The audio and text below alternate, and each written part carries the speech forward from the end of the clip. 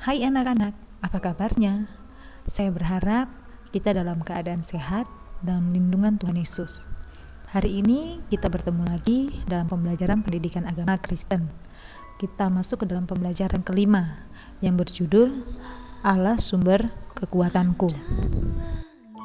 Namun sebelum memulai pembelajaran, terlebih dahulu kalian persiapkan peralatan belajarnya, alat tulis, buku, alkitab, modul, dan bukunya. Nah, kita akan memulai pembelajaran. Kita berdoa terlebih dahulu. Ibu yang akan pimpin doanya di sini, kamu ikuti di rumah masing-masing. Kita berdoa. Tuhan Yesus, terima kasih untuk segala berkat penyertaan-Mu. Terima kasih untuk nafas kehidupan yang Kau berikan kepada kami, hingga pada saat ini kami masih dapat bisa bangun dan menikmati setiap berkat yang Kau berikan kepada kami. Kami akan belajar materi hari ini. Kiranya Engkau memberikan kepintaran, kebijaksanaan, agar kami dapat mengerti apa yang kami pelajari hari ini, dan pembelajaran ini dapat bermakna dalam kehidupan kami. Kami serahkan hanya ke dalam tangan-Mu segala kehidupan kami. Di dalam nama Tuhan Yesus kami berdoa dan mengucap syukur. Amin. Materi hari ini terdapat dalam modul yang sudah dibagikan kepada kalian, dan juga terdapat dalam buku paket yang kalian miliki, yaitu halaman 33-38. Kompetensi dasarnya yang pertama, menerima dan mengakui keterbatasannya sebagai manusia. Yang kedua, memiliki perilaku yang menunjukkan kesadaran atas keterbatasannya sebagai manusia dalam kaitannya dengan kemahakuasaan Allah. Yang ketiga, menceritakan keterbatasannya sebagai manusia. Yang keempat, membuat karya yang mengekspresikan keterbatasannya sebagai manusia. Setiap orang tentu mempunyai mimpi untuk masa depannya. Adakah di antara kita yang tidak memiliki mimpi? Tentu tidak. Ada yang mengatakan, hal-hal besar yang ada di sekitar kita berawal dari sebuah mimpi. Tanpa mimpi, kita tidak mempunyai tantangan untuk mewujudkannya. Dalam mewujudkan mimpi menjadi kenyataan, dibutuhkan pengorbanan dan kerja keras. Contohnya, salah satu mimpi dari seorang siswa itu apa? Tentu berhasil dan lulus ke jenjang yang lebih tinggi. Untuk itu, siswa harus belajar sungguh-sungguh agar mimpinya dapat diraih. Namun, kadang mimpi atau yang sering kita sebut juga sebagai cita-cita tidak bisa kita raih begitu saja. Bahkan ada orang-orang yang tidak bisa meraih mimpinya sama sekali. Entah itu karena persoalan ekonomi, kesempatan, kemampuan, ataupun karena sesuatu yang tidak bisa kita harapkan. Contohnya karena bencana. Seperti kisah Intan. Intan adalah anak korban bencana banjir yang melanda Jakarta pada bulan Januari 2013. Intan adalah seorang anak korban bencana banjir yang kini tidak punya rumah lagi.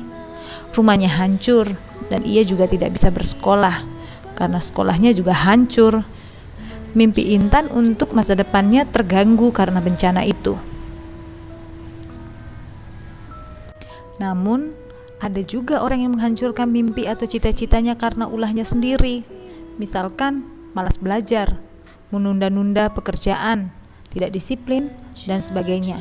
Ini yang dimaksud karena perbuatannya sendiri. Sedangkan Intan tadi, mimpinya hancur karena bencana banjir yang tidak ia elakkan atau tidak ia harapkan.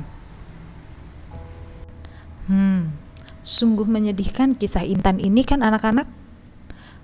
Nah, seandainya Intan itu adalah teman kalian, apa yang akan kamu lakukan jika itu terjadi? Apa yang bisa kamu perbuat untuk Intan? Banyak hal yang bisa kita perbuat untuk menolong Intan, menolong keluarganya, atau menolong orang-orang yang ada dalam keadaan seperti Intan. Kita bisa memberikan donasi, bisa berupa uang, makanan, obat-obatan, pakaian, bahkan kita bisa mendoakan mereka dari kejauhan. Kita bisa belajar dari tokoh Alkitab yang bernama Mika. Mika singkatan dari Mikaya, yang berarti siapakah seperti Yahweh, berasal dari Moreshet, sebuah desa kecil di kaki perbukitan Yehuda. Mika adalah nabi yang dekat dengan rakyat yang menderita. Nah, Mika menentang ketidakadilan, korupsi dan penindasan yang terjadi di Yehuda dan Yerusalem. Di situ para pemimpin memperkaya diri sendiri, sedangkan rakyat biasa dan orang miskin menjadi korban dari keserakahan mereka. Mika mengeluh kepada mereka yang berkuasa karena mengabaikan orang yang miskin dan tersisih. Mika melihat pengadilan dan penghukuman akan menimpa bangsa dan para pemimpinnya. Para penguasa memanfaatkan wibawa dan kekuasaan mereka untuk merampok dan memojokkan orang-orang miskin. Situasi ini akan menimbulkan murka Allah, dan Allah akan menghukum mereka yang melakukan itu semua. Berulang kali Allah telah menunjukkan kasih-Nya kepada mereka sejak mereka dibimbing keluar dari tanah perbudakan. Tetapi apa balasannya? Bangsa ini datang dengan membawa korban persembahan. Mereka dipenuhi kejahatan dan tipu daya, sehingga tidak ada lagi keadilan dan kebaikan. Oleh sebab itu, Mika mengingatkan bangsa Israel bahwa penghakiman akan tiba dan mereka yang bertobat akan diampuni. Allah menghukum orang-orang yang berdosa, tetapi juga kasih-Nya Ia tunjukkan bagi orang-orang yang percaya kepadanya dan mau bertobat dari kesalahan mereka. Allah berjanji untuk menerima kembali mereka yang mau bertobat. Kisah Mika mengingatkan bahwa kita adalah manusia yang lemah dan berdosa dan penuh dengan keterbatasan. Kita seringkali lupa kasih-Nya dan apa yang harus kita lakukan sebagai umat yang dikasihi-Nya. Kita seringkali jatuh ke dalam dosa. Hal-hal yang sering terjadi di antara kita mungkin. Misalnya, kita tahu bahwa mencontek itu salah, tetapi kita masih juga melakukannya walaupun dengan alasan terdesak. Kita tidak mengerjakan tugas atau PR itu salah, tapi kita juga masih sering tidak melakukan atau mengerjakan tugas yang diberikan oleh guru. Kita tahu bahwa iri dan dengki itu mendukakan Allah, tetapi kita tetap melanggar perintah itu. Kita tetap tidak suka kalau ada orang yang lebih baik dari kita. Kita banyak melakukan pelanggaran, namun Dia, Allah yang begitu mengasihi kita, akan mengampuni kesalahan kita jika kita datang kepadanya dan memohon pengampunannya. Kita manusia yang penuh dengan keterbatasan seringkali tidak mampu menahan diri dari godaan. Contoh, berbohong, mengambil milik orang lain, dan sebagainya. Akibatnya apa?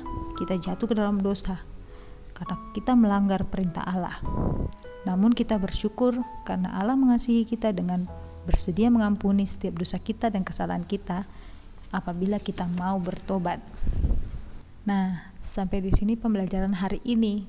Semoga pembelajaran hari ini dapat menjadi pembelajaran yang membawa berkat untuk kita dan kita dapat laksanakan dari kehidupan kita masing-masing. Untuk menutup pembelajaran kita, mari kita berdoa. Ya Allah, kami bersyukur atas kasih sayang Allah dalam kehidupan kami. Ampunilah kami jika dalam hidup seringkali kami menyakiti hati Allah dengan melawan orang tua, menyakiti teman, mengeluarkan kata-kata yang tidak baik, berbohong, mencontek, dan masih banyak lagi kesalahan kami. Bimbinglah kami agar kami mampu menjadi anak-anak yang taat kepada Allah. Dalam nama Tuhan Yesus Kristus kami berdoa dan mengucap syukur. Amin. Nah, sampai jumpa di pertemuan berikutnya. Shalom.